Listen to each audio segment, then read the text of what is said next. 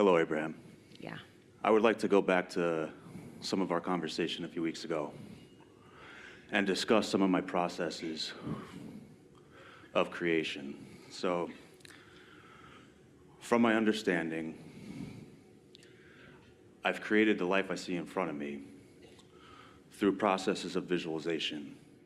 Visualization is a wonderful thing. We're only going to interrupt very briefly because we know where you're going and we want to go there with you. Visualization is you intentionally projecting a thought. And when you know you're in alignment with source energy, there is nothing more fun than to get in on the process. But if you are visualizing in order to accomplish that connection, it will keep you from your connection. So it's understanding what it feels like to be tuned in, tapped in, turned on, and then. Right, so there are times where it can be considered detrimental or not serving you. Don't try to talk yourself into alignment. Right. Quiet your mind into alignment. And then receive, because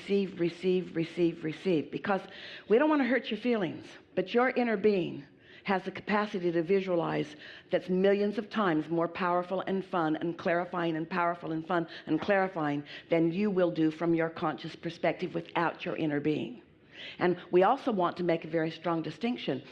You have a hard time hearing us say that because you are so often tuned in and receiving, and you think that's you visualizing. Yeah. When it's not you visualizing, it's you receiving. It is you visualizing. It's you manifesting into vision vibration that is offered from source. So you are visualizing. You are turning vibration into vision. Understood. Okay. Thank you. That was big. It mattered a lot. Right.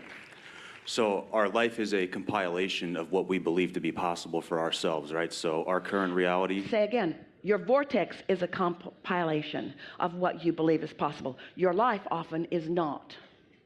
Our human conscious beliefs are reflecting our outer world through inner conversations. Yes, they are. Yeah. Yes, they are. Right. But your statement was really strong. Can you make it again, or have we diverted you so much that you can't find it? No, I can.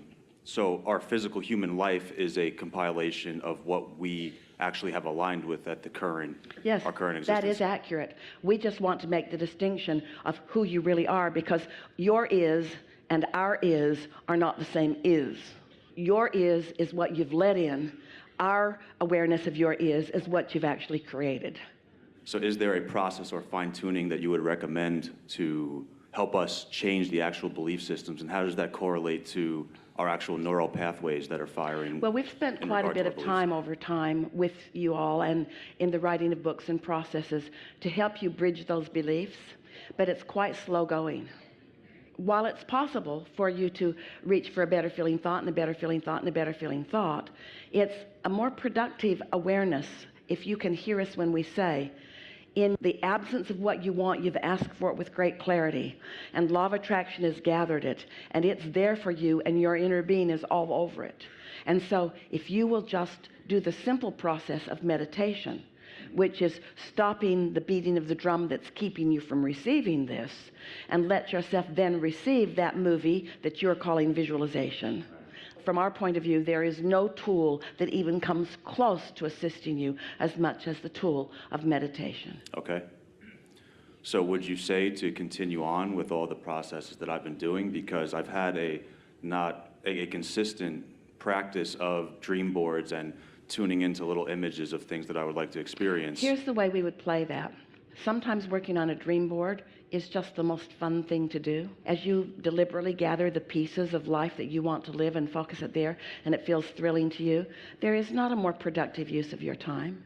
We would rather that you be in a state of appreciation than a state of meditation, because when you are in appreciation, there's no resistance either. And when you are in appreciation, you are flowing your thoughts, and it's way more fun. Appreciation is way more fun than meditation. Just pay attention to the way you feel and don't get yourself frustrated. And you know when it tips. You know when you're trying too hard with your dream board. Your dream board, it's minuscule in comparison with your vortex board. So I guess I'm trying to understand how to backtrack a little bit as to how I created. You've been teaching those who are not ready for this master course. Don't get yourself mixed up with the babies you're teaching and what you're ready for. Okay.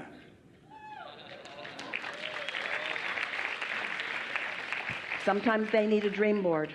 It's as far as they can think. Right. And it's better for them than the pessimistic way they've been approaching life. We are having a real discussion of mastery here. Yes. So I guess I would like just a little bit more clarity on when I was really focusing on the particular images of what I would like to manifest. Was it fun? It was. Then it was good. And then there was a time where I let it go. So I felt like I was kind of building up a belief system that, okay, this is real, this is me, this is my life. And then I let it go for a little bit and it all swooped in. Say that again. So you let go of it? And then it swooped in. So Well, maybe you were trying too hard with the dream board. agreed. I think there was a delicate balance. Because you can't talk and listen at the same time. And you can't project and receive, and you can't do step 1 and step 3. And maybe your dream board was a little more step 1-ing than you were ready to admit then. And then when you stopped the step 1-ing, you stopped the resistance, and then you let in what you'd been identifying. Right. It's all good. There's no wrong in it. Okay. That sounds good. You're very clear about all of that, aren't you? I am. You're a really good teacher. Thank you. Yeah.